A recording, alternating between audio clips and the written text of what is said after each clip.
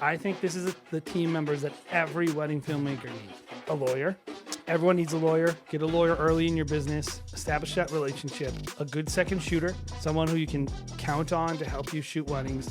And then I think a CPA. Those three things at least. Team building is essential to every single wedding filmmaking business. And to change your thinking a little bit, like, not who are my employees. That isn't essential to every wedding filmmaking business, but team is. I'ma get right in my bag. Why you gonna try to get mad? Everybody wanna keep up. Don't you know I move too fast?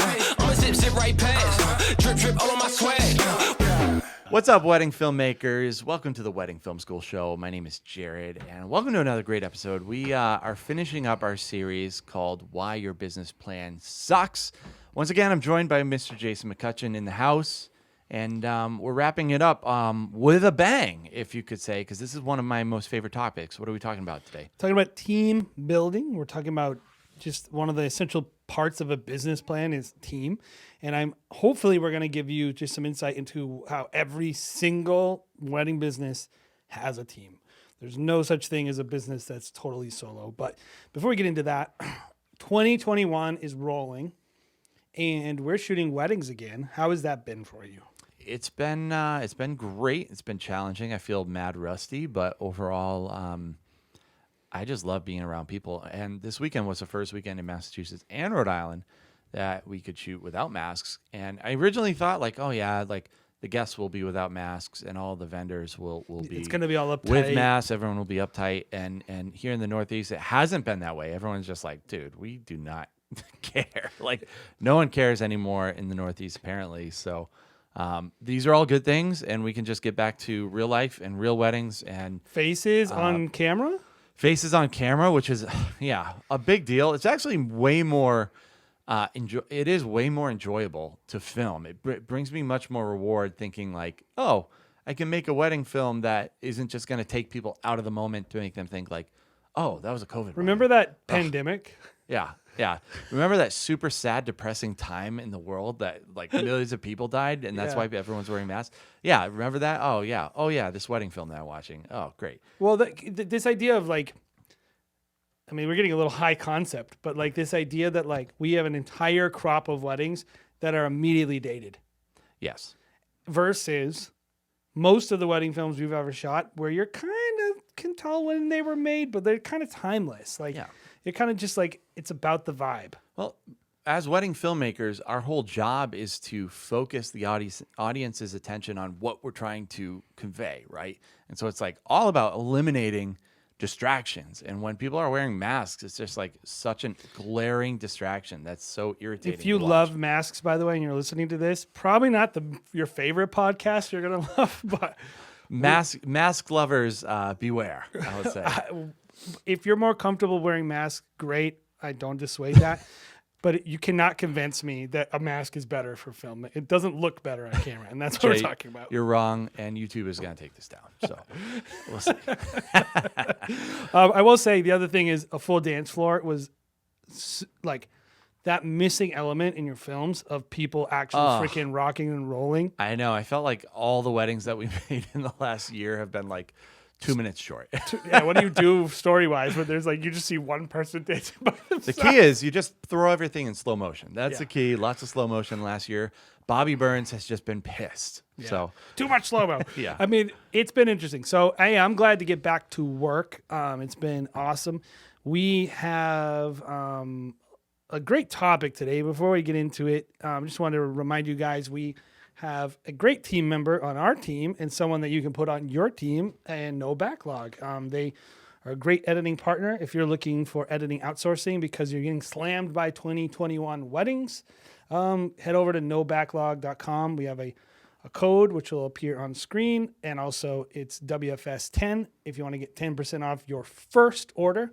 They're great partners. Jason's part of what we do around here in Wedding Film School. He's on the show a couple times, and they're great partners. So if you're looking for editing outsourcing, head over to No Backlog and get started today. Okay, so before we really dive in, I just want to make sure that people aren't very scared of this topic, because I think when people automatically talk about team building, they're automatically assuming scale model, like big business. I don't want a secretary. I just want to do my art and be left alone. I don't right? want to be responsible for people. And our counter to that would be relax, take a chill pill, because we're going to talk through the different levels of teams, right? You don't necessarily have to have a studio model to have a team, you know? A team can include a bunch of different types of people. So really excited. And I would say to run a successful business, you need to be able to assemble a successful team, no matter what. You can't run solo. And by the way, how many times do we talk to people who do run solo and they're like, man, I wish I had some company. Like as a creative, someone to just be like, that art that you're making, I think it could be a little bit more of a spicy meatball if you did this or this or this. And that includes a bunch of different people. So let's just hop in on kind of what that looks like. What do you say? So team building is essential to any meaningful work. Yeah. It really is. You do not have all the answers. Your perspective is not ultimate. You do not have all the skills. And here's the number one thing when it comes to team building as an essential. You do not want to spend all the time it's going to take to do the things it's going to take to run a business doing all the things, especially when some of them are things you suck at, or some of them are things that aren't even worth getting good at. Maybe you could become amazing at doing all your taxes, but why would you want to take on the liability? Why would you want to learn that skill? It probably is better for you and actually cheaper, because time is money. So if you spend the time it would take to become a CPA level at finances, you could have just hired a CPA. You could have made a lot more money shooting weddings, all that stuff. So really it comes down to the people that you need around you. They don't need to be employees or anything like that, but the people you need around your business to run it efficiently. And I can give you just off the bat, I think this is the team members that every wedding filmmaker needs. And I would, maybe some people wouldn't need one of them, but in general, I think we need a lawyer. Everyone needs a lawyer. Get a lawyer early in your business, establish that relationship, fire them if they're not to your liking, but get a lawyer you like, that you trust. A good second shooter, someone who you can count on to help you shoot weddings. There are a million reasons for that, which we'll get into, but like no one I know who's doing this to any level doesn't have some people they go to for that. And then I think a CPA. Those three things at least, I think every single wedding filmmaker needs to have on their quote unquote team. And that doesn't mean employees or anything, but like, so this is why I would say team building is essential to every single wedding filmmaking business. And to change your thinking a little bit, like not who are my employees, that isn't essential to every wedding filmmaking business, but team is. If you're like me, you know that music can literally make or break a wedding film. And finding that perfect song can be a frustrating and time-consuming process. You need a song that drives your story forward, leaves space for your audio and images to breathe, builds up over time, and is just plain good. No Fear MusicBed has your back. I've literally been using MusicBed since they started in like 2011 or something, and they have been my go-to music licensing site ever since. I've used the other sites that you see floating around, but time and time again, I find myself coming back to MusicBed for the incredible quality of music across the board, their sheer volume of their library, and their killer customer support. And to make it even better, they offer an incredibly cost-effective monthly membership with unlimited song licenses for your wedding films. If you aren't already using MusicBed, you are seriously doing yourself a disservice, but you don't have to take my word for how awesome this company is. You can grab a free month-long membership by following the link in our description.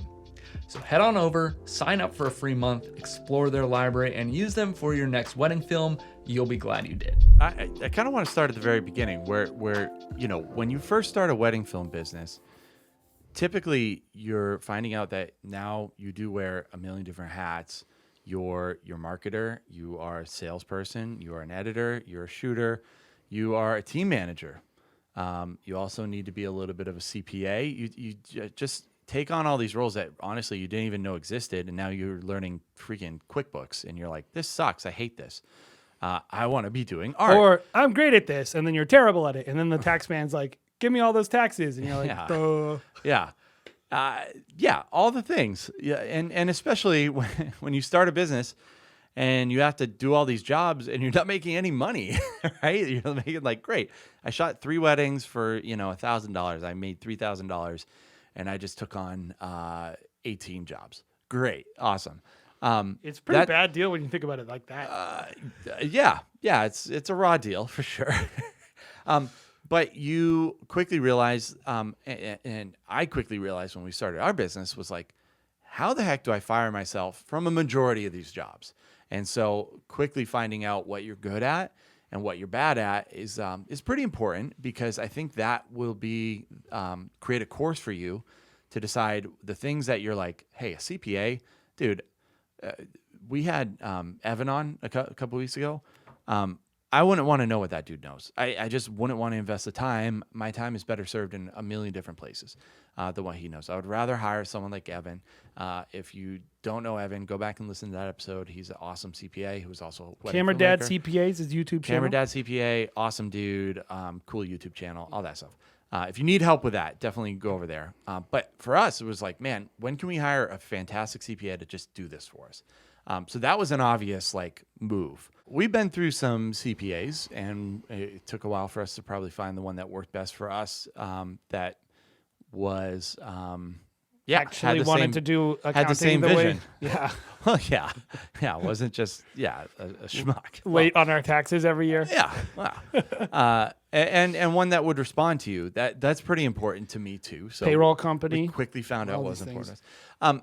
And also, but at the same time, I don't want to say you're going to hire someone and then never think about it again, because I think this is a good general rule. Generally, you want to know about 50% of what your team knows. Like if I'm hiring a CPA, I at least want to know 50% of what they know, which is pretty easy when you think about it. Like run QuickBooks, know how to run a really basic budget. If someone has some insider skill, that's what you want the CPA for, to help you sharpen those skills.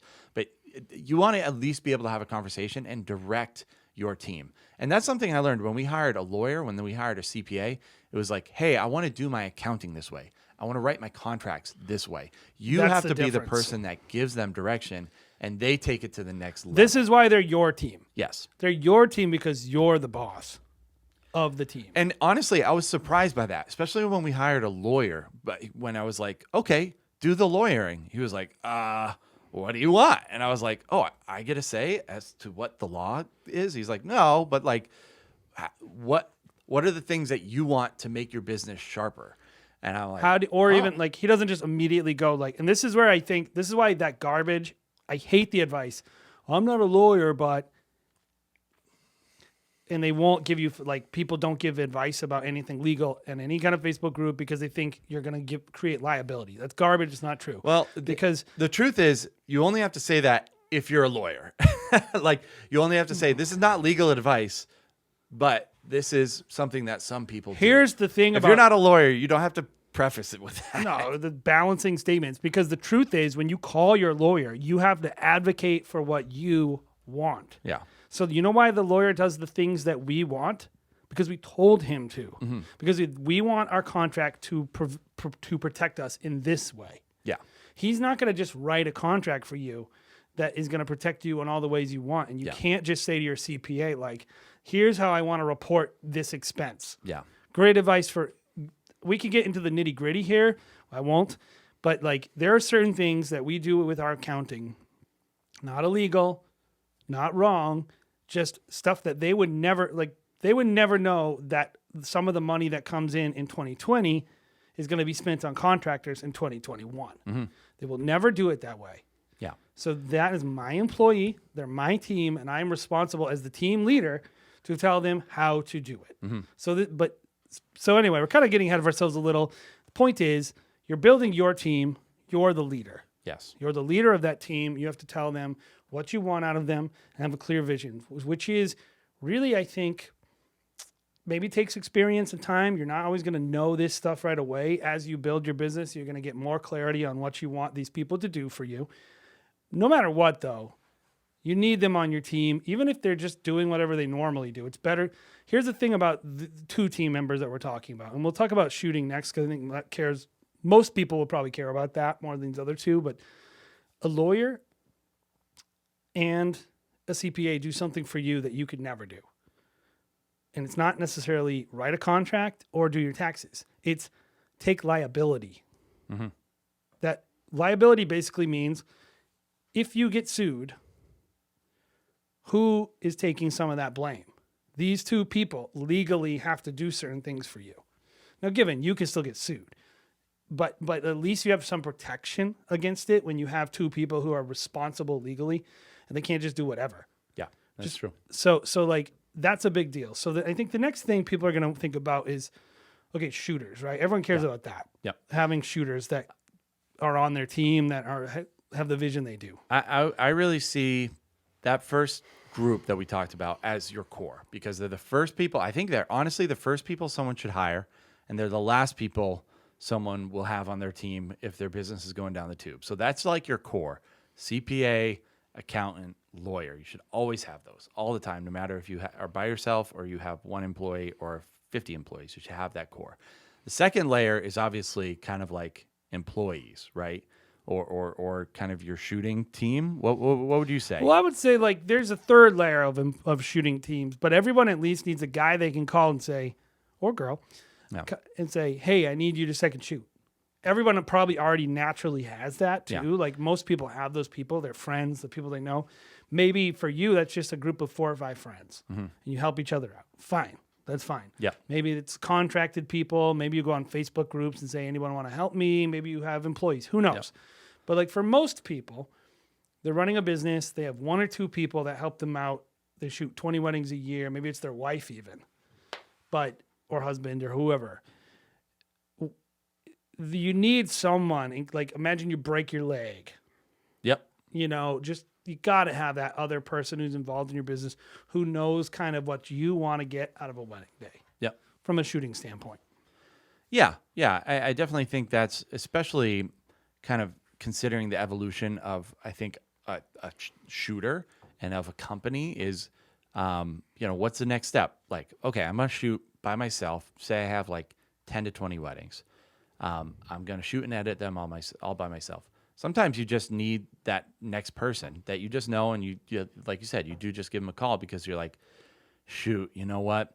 Even though the couple didn't pay for it, or maybe they did pay for it, I need this guy to go cover this because I need to get some great shots of the groom to make this is a good question, actually. That's probably the next step for any videographer that really, at the end of the day, you just have a guy or girl. So I have a question then. Yeah. Do you think anyone should build a business model around never having anyone else shoot with them? A pure, like, strictly solo, and I'm like intentionally strictly solo. Is there any pluses to that? No, I don't think so. I can't think of any. You have to deal with maybe one less person, but the super anal retentive like person will probably want to argue with us in the comment section about it. Like, I can never trust a person with my cameras or something like that. But I can't see any reason not to. I don't know the any benefits just outweigh any kind of risk in this scenario of like, I'm running my own business and like just having a person ready to rock and roll. I mean, there's really, you can't, it prevents you from doing so many different things. Like, well, think about the holds your business liability back. too. Yeah. Like that to me is the reason. Yep. It's a 2-part thing. A, liability protection. And then the other part is, well, how the heck do I get someone who's actually I'm going to trust if I never if the only time you called someone was when you broke your leg, they're not going to shoot the way you want them to shoot. Yep. Yep. So you have to shoot with them regularly just so you have, it's like you're building in that safety blanket. It's true. And so I personally, doesn't mean you should never solo shoot. Yep. That will happen. But like I would think you need to get somebody on your team. So I think I stand by like everyone should have someone who they consider like on their team or a group of people who can help second shoot. So, and I think a lot of people will ask the question after this, which is like, well, how do I find that person? Right? Like Where do they exist? Like everyone that I know is a lead shooter, has their own business. Why would they want to help little old me? And I really think it comes down to just what's your network look like? Are you a schmuck who no one wants to work with, or are you somebody who cares about the filming industry and cares about it locally, not just like, oh yeah, I want to make more money for myself, or I want to, become a big brand or whatever. Like I mean, you if your actually work care is about. good, people are going to want to shoot with you. by the Yeah, way. I would say that there's people locally that I really love. Like I will send them work all day long because I just think they're like super talented, are good dudes, and if I'm fully booked, it's like I'm gonna send them work. If I need help, I'm gonna ping them and say, hey, what are you doing? Are you available? And then there are other people locally that I will not. But find your people. I think that's really important. It's all about relationships ultimately, but like I think it depends on what you're looking for too. Like we're using second shooter is a very flexible term to mean someone who helps you shoot weddings. Yeah. And you could build out a roster. You could say there's one position, second shooter. That one position is filled by girl A who owns her own business, guy B who's a random subcontractor who shoots for a bunch of people, and guy C who's your friend from high school who you used to shoot with and now he works at an accounting firm. Who knows? Like it could be those three people are your second shooter, composite second shooter. Yep. Or it could be that you go, I need the same person at every wedding. Okay, maybe you need a different strategy. Or I want a bunch of second shooters because I'm going to build a studio out. And we'll get into that later. But I think initially you just got to be able to fill that one roster spot, which is second shooter. And I think like that's your base team, someone financial, someone legal, and someone to help you shoot. Yep. I think the next thing people look at team-wise, and a lot of people, I think everyone should at least have an option here, right? Because this will help you control volume and have a little sanity, which is editing, help editing. So what are some ways people can get help with editing? And by that, I mean, they're not doing all the editing themselves. What are some ways they can build that team out? Well, if you have a teenager, you can hold them back from school and you can train them to become a good editor. That's one way. That's what all the kids did last year instead of doing their remote schooling is they just edited. Yeah. And Call of Duty, because I was with them a lot of that time. Editing directly on TikTok. Yeah. I mean, outsourcing, right, is an option that, I don't know, is outsourcing a dirty word? No way. No? It's great. Yeah. I think that's probably how most people are going to build that team. I would say it used to be a dirty word. Yeah. Now, I think it's a very practical word that a lot of wedding filmmakers are using and taking advantage of. Yeah. And realizing that, like, hey, this is different. Like, in my mind, doing post-production in a filmmaking world is hard. It's a whole different thing than photo editing. It just takes so much more time. There are plenty of people out there filming plenty of weddings, outsourcing the majority of their work. I will never believe, by the way, that someone else can't edit someone's photos just as good as they can. Photos too. I think photos might be a little bit harder. To No be honest. way. I think so.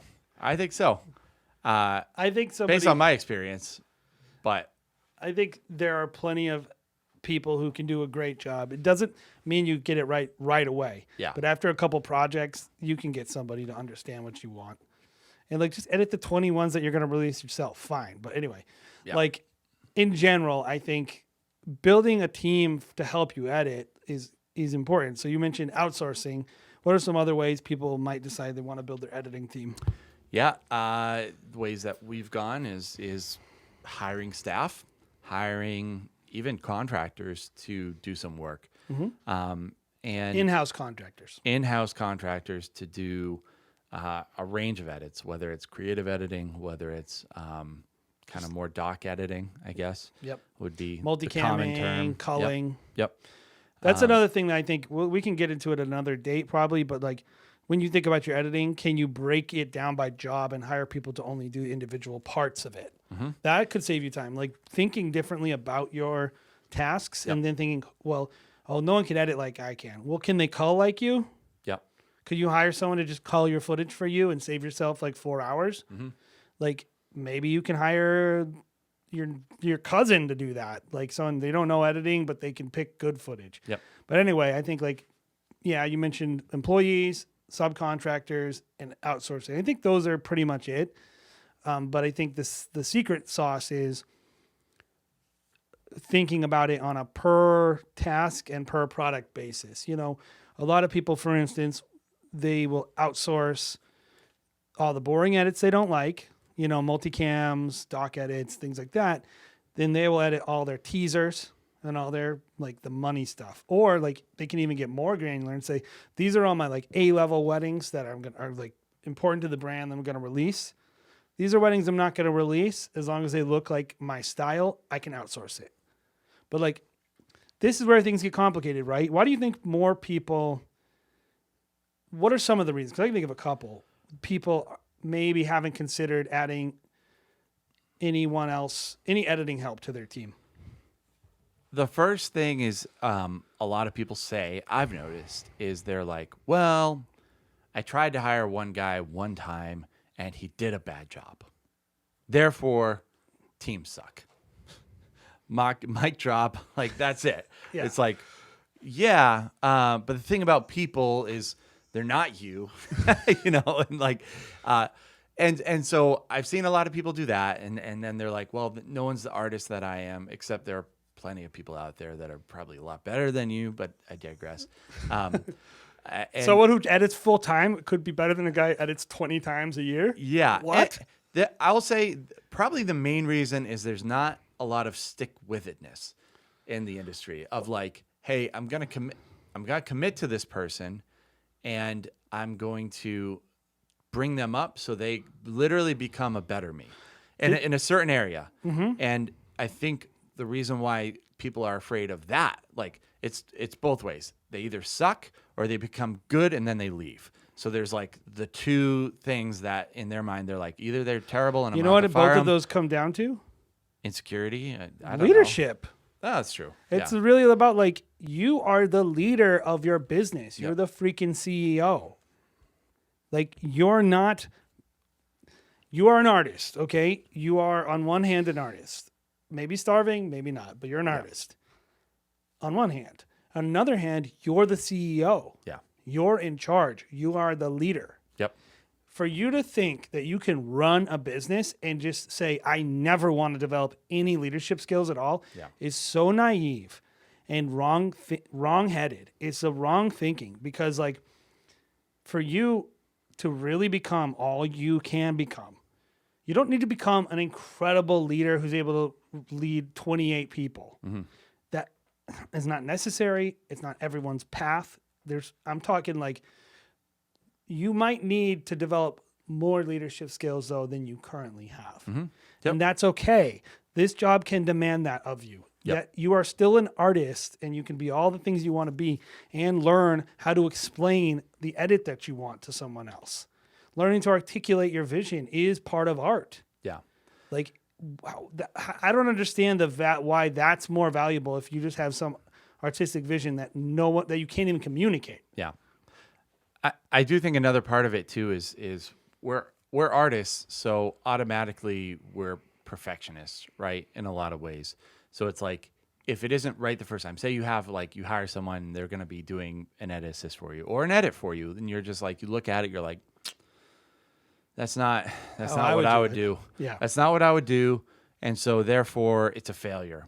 And I'm not going to release it. I have to go in and work on it, and I just have to do twice the amount of work because I taught the person, and now I have to go in and do it anyways. Like the whole like saying like, if you want something done right, you got to do it on your own. And I feel that way a lot. But then I look at myself and I'm like, but I don't want to do it. So you know what? I'm just going to stick with it.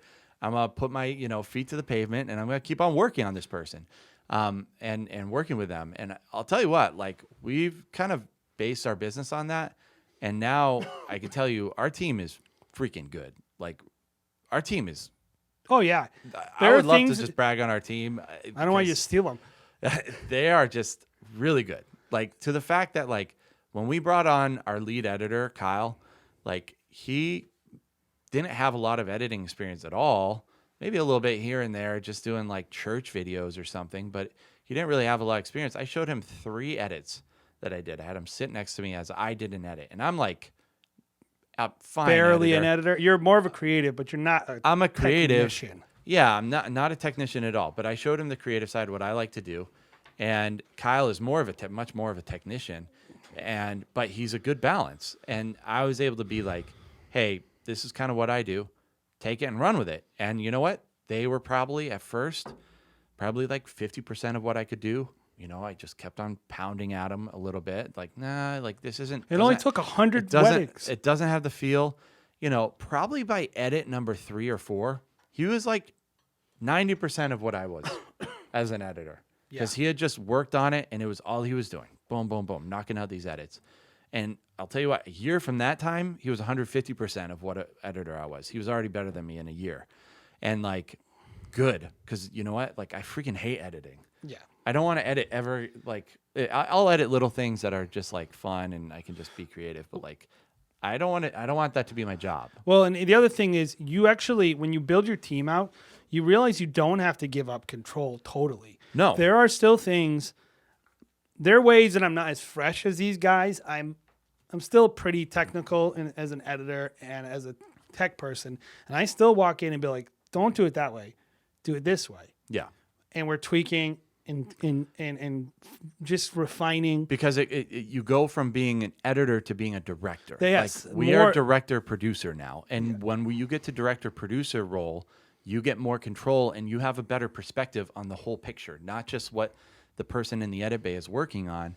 You're able to be like, it didn't make me feel that way because I'm not as emotionally invested as they are, like working at it like 8 hours one day, 8 hours the next day. They're just in it. I can look at it from fresh eyes and be like, it's not hitting home. It's not punching here, or you're doing a YouTube edit, and I'll be like, this entire section is irrelevant.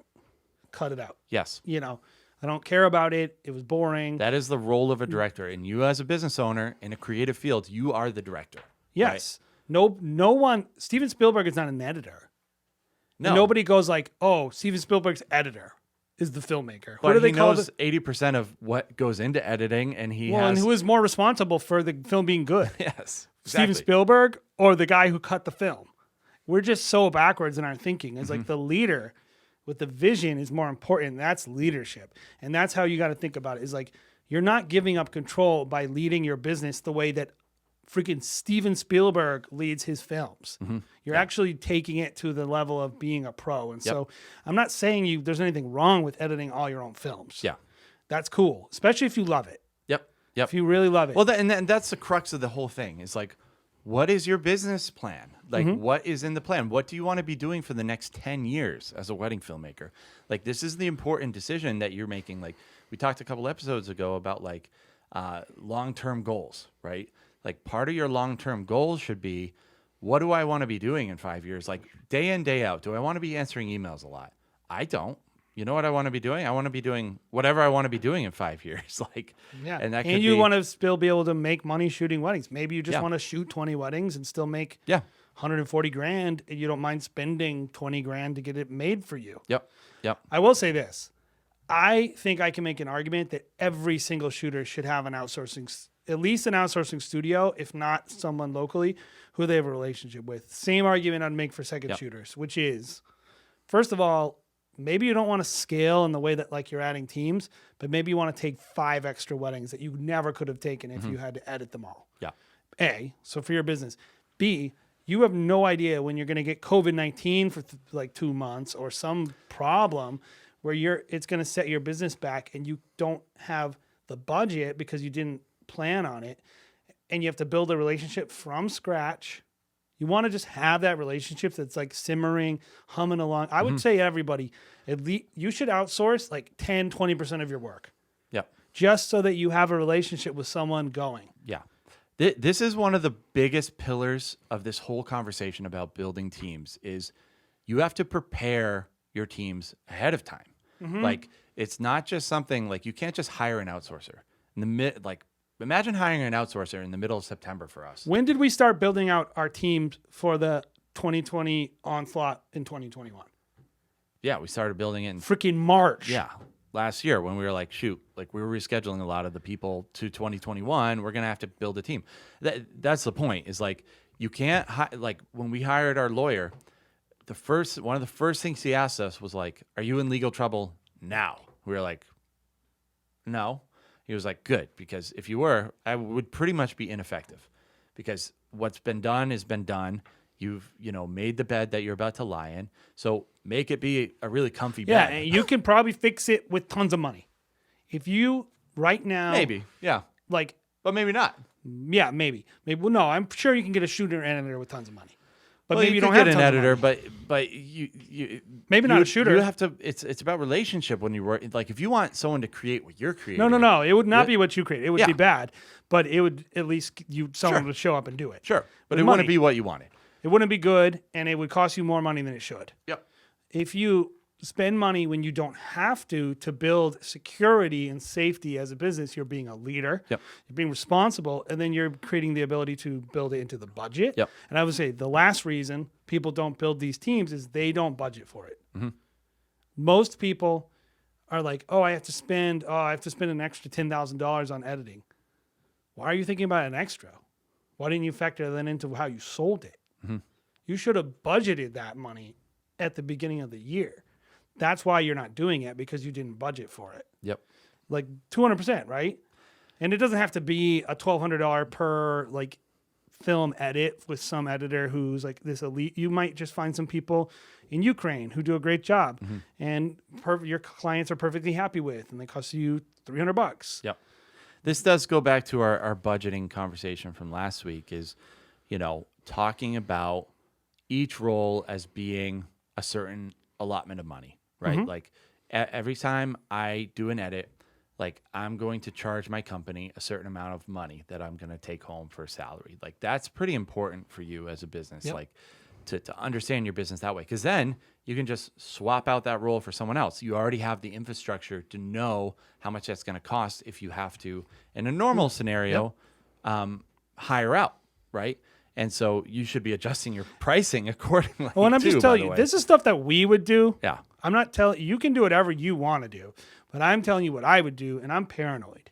I've had enough problems to know that like I spend money before I have a problem. So we don't have like terrible emergencies. We have problems, but because we think ahead and we build the team that and I would say like most things we're prepared for. Like we have a way of solving it because we've built the infrastructure. And that's really what we're talking about. Building your business, building your teams, creating a solid foundation to handle opportunity. Problems, some problems, but ultimately like the inability to claim an opportunity is a problem you really don't want.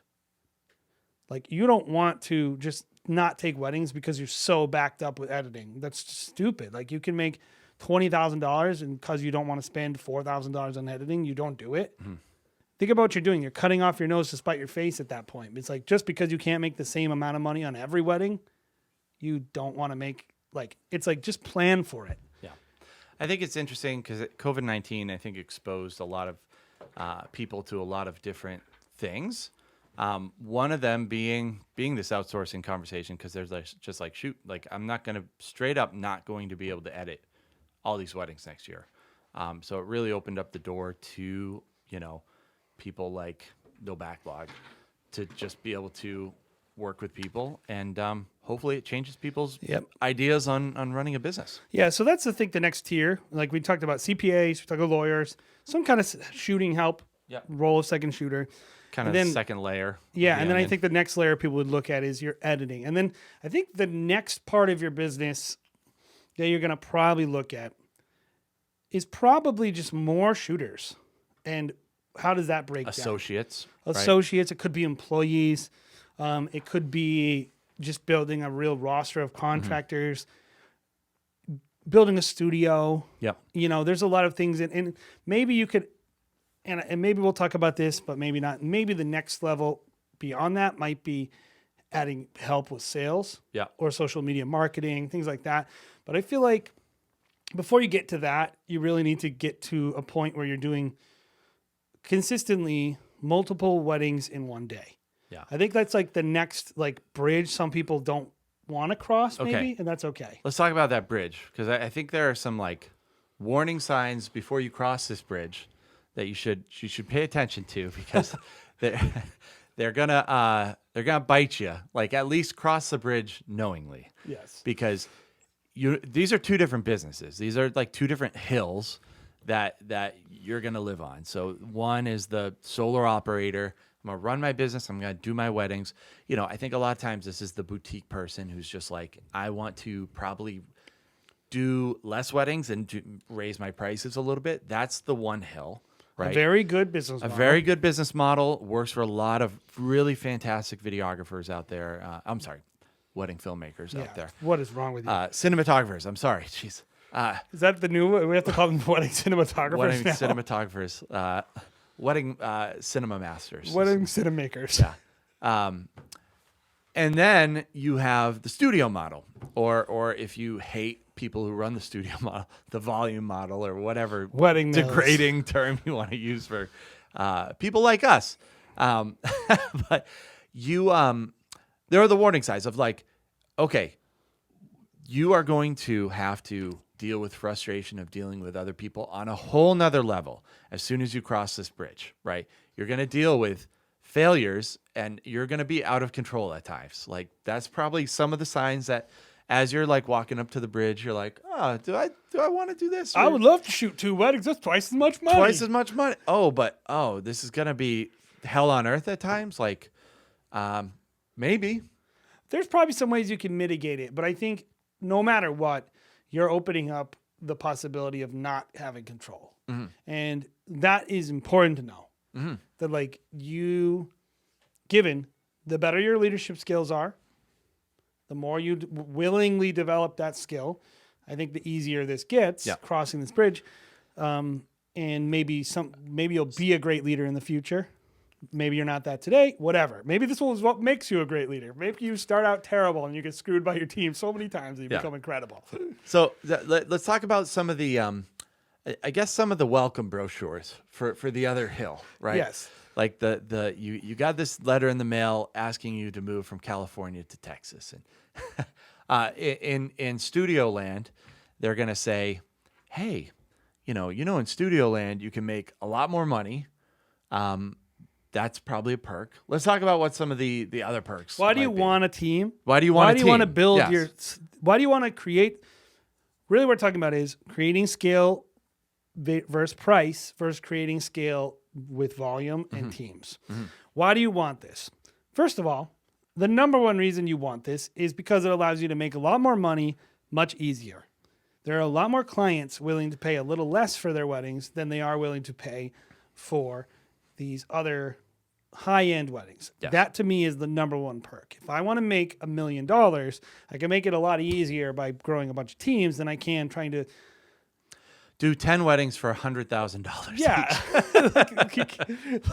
So I think the pathway to wealth that you don't have to just grind your body into a pulp to get is there. Even if you're going with a much smaller thing where you're like, hey, we have a studio with one associate team.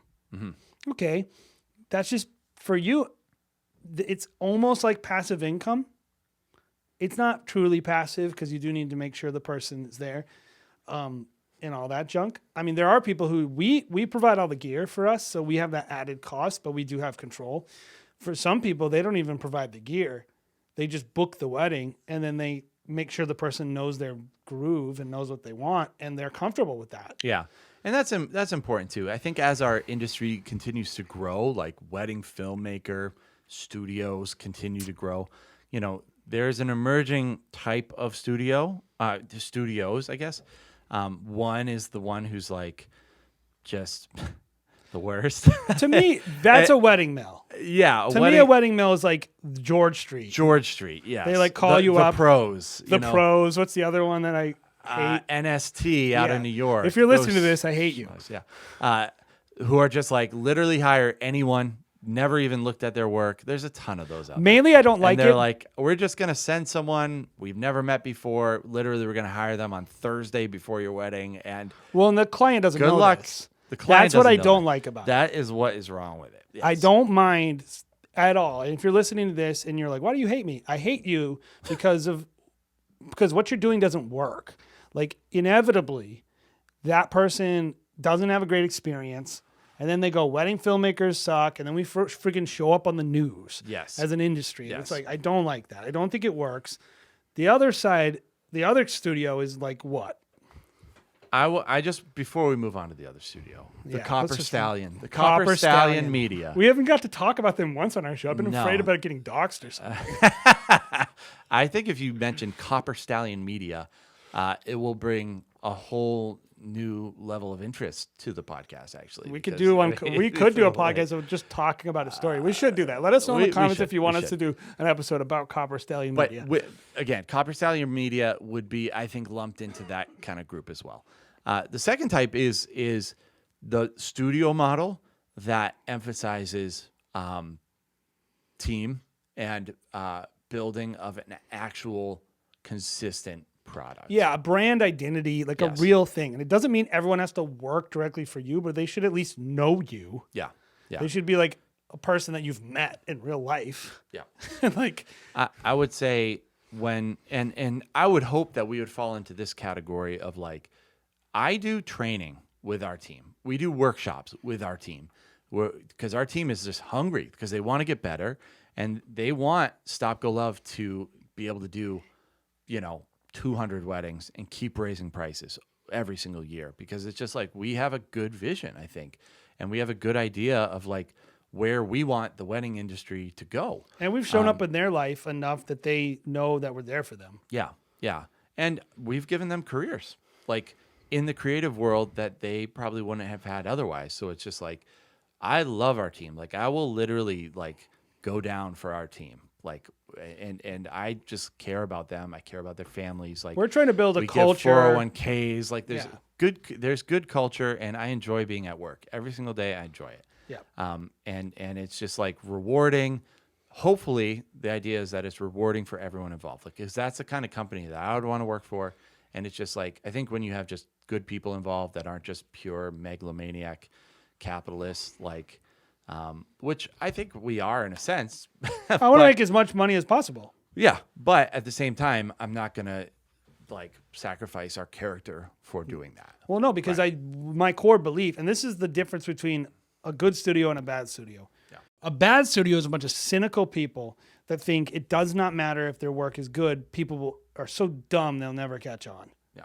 And people in the industry are so dumb they'll always work for them, and that's how stupid they think you are. Mm-hmm. That is not good. Hopefully, we're not cynical like that. I don't think we are, because I think we feel if we ever drop in quality, if we start treating our shooters wrong, that will destroy our team. Yeah.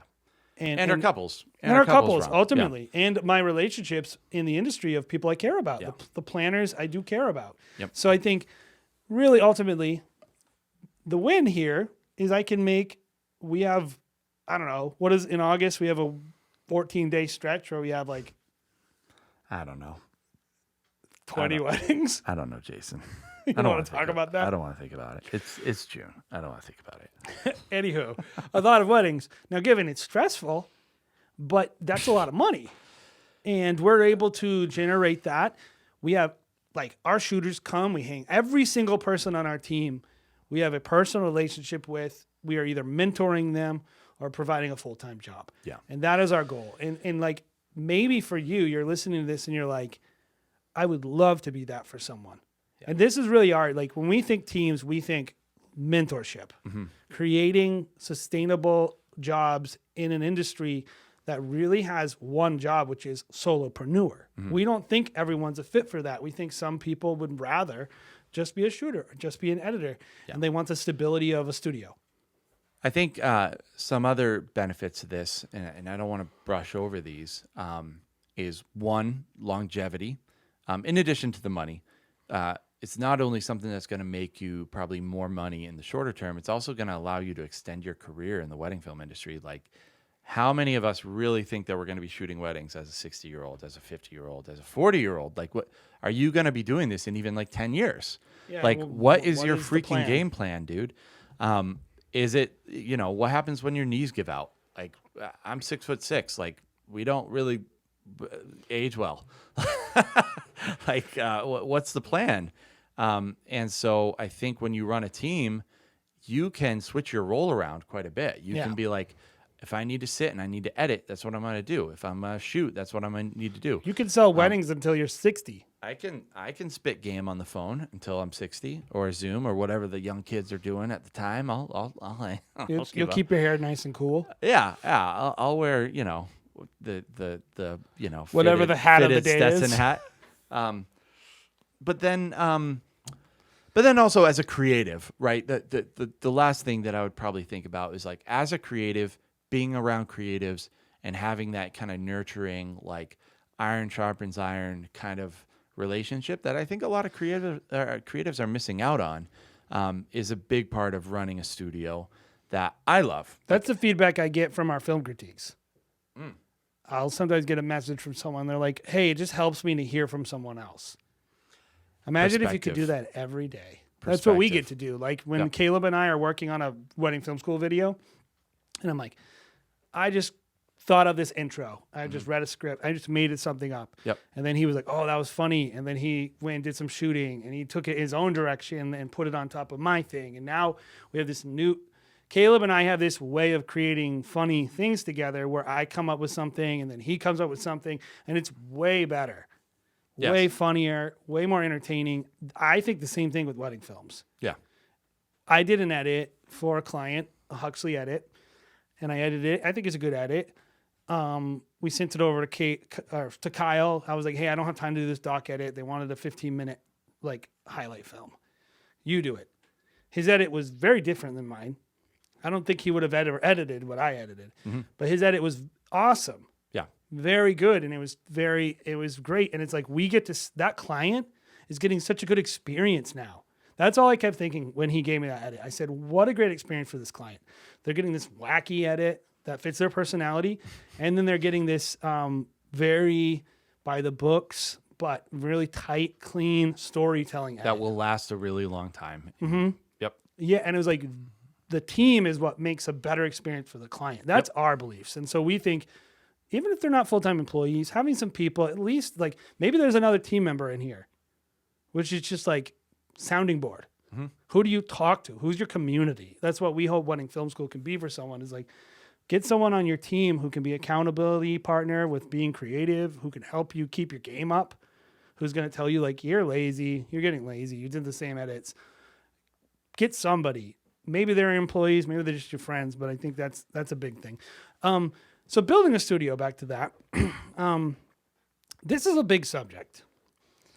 And it's something a lot of people talk about. Again, some of you guys, hopefully you've at least gotten this idea that you do have a team. Even if they're not a studio, you do have a team. And hopefully you've listened to the whole series, you've built your business plan, you kind of have figured out what your business model is. And for some of you guys, you might be deciding, as this has been going on, the business model I want is a studio model with multiple teams.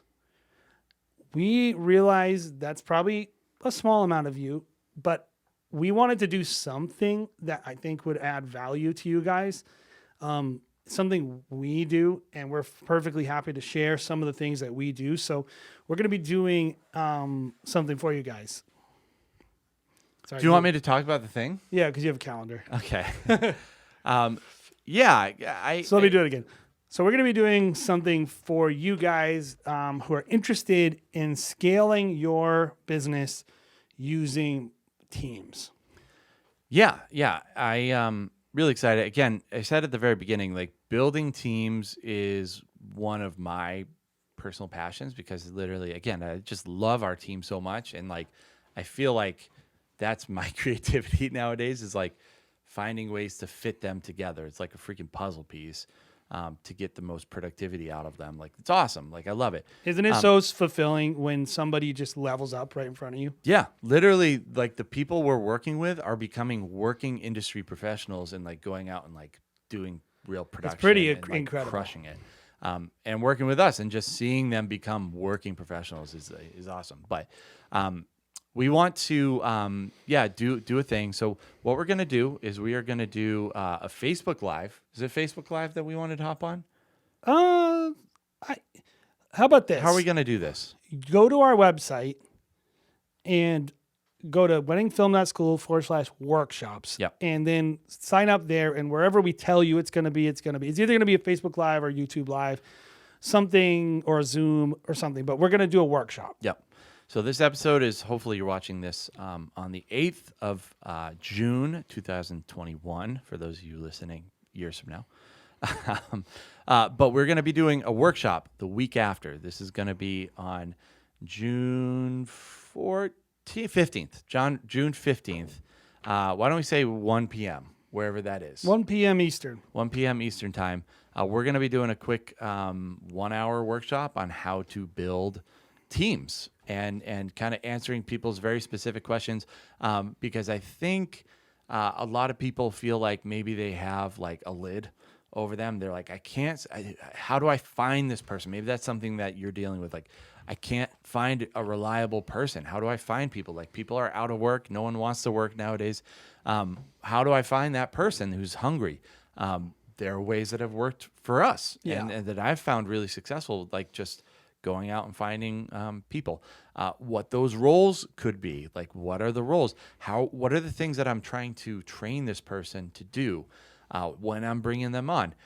How do I know this person's going to be quality? Not to say we're going to get gonna be into covered? all of these topics, but There's a lot, yeah. You can ask about them. Yeah, I'm just priming you on the stuff that I know, so you guys ask these questions, but you don't ask the actual hard questions.